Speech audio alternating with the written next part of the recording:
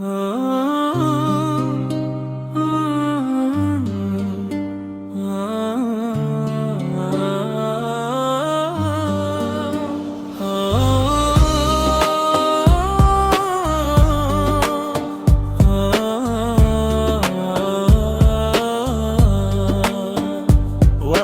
berjalan tak menunggu, hari berlalu satu persatu.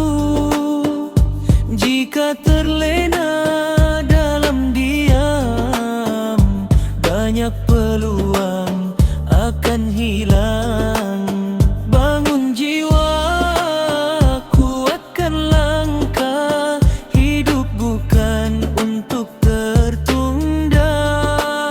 Setiap detik amanah besar yang kelak diminta jawabannya. Jangan malas, bangkitkan semangat. Allah cinta hamba yang giat.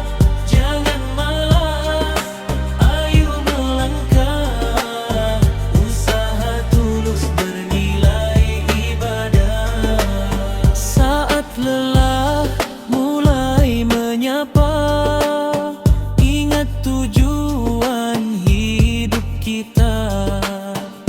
Doa dan kerja saling seiring, menguatkan iman dan yakin. Tak ada hasil tanpa gerak, tak ada panen tanpa tanam.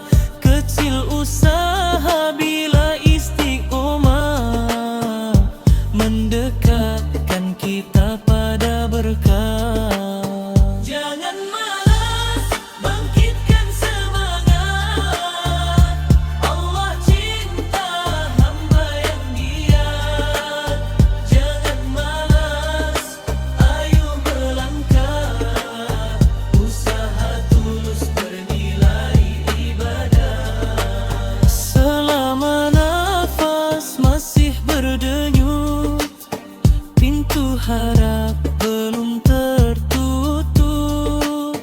Bergerak hari ini lebih baik daripada menyesal di akhir. Jangan malas.